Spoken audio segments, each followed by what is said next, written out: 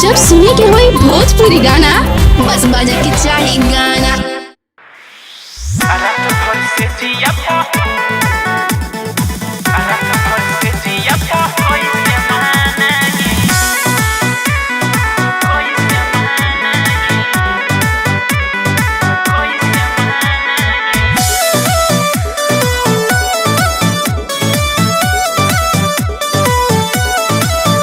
मन रही रही काप जाला पिया हो, रात भर छछना बतार मोर जिया हो।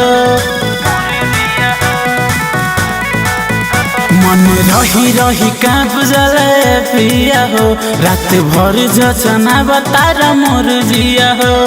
सुतहु न देला नहीं सुते लया पिया कैसे मनाही, रात भर से जिया कूदे लय पिया कैसे मनाही, रात भर से जिया कूदे लय राजा कैसे मनाही।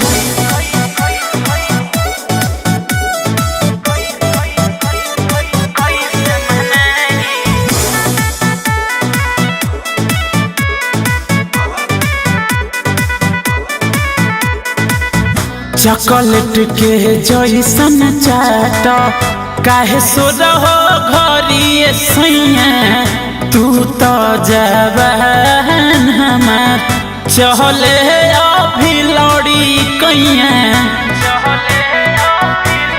राजा हो चॉकलेट के जैसन चाट काहे सो रहो घरिए सैया, तू तो जवान हमार चहले अभी लड़ी कैया।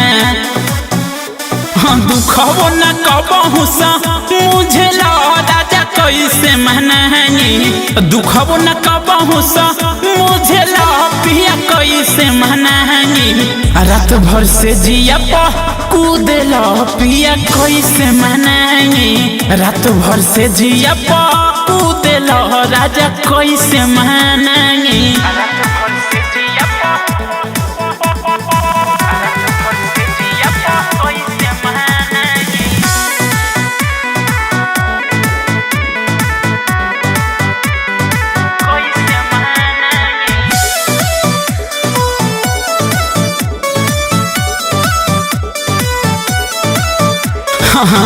दुख दर्द देहिया के होता के तू न जी, गजबे के मरद कुनाल सरगम न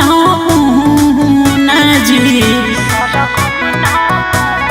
राजा रो दुख दर्द देहिया के होता के तू न जी, गजबे के महरद राजेश अरे नमुना जी।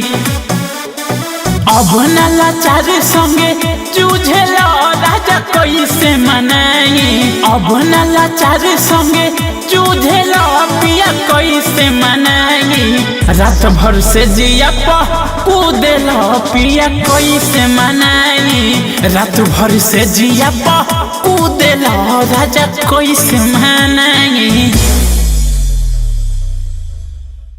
सुतहु न देला नहीं सुते लया पिया कैसे मनाही, रात भर से जिया कूदे लया पिया कैसे मनाही।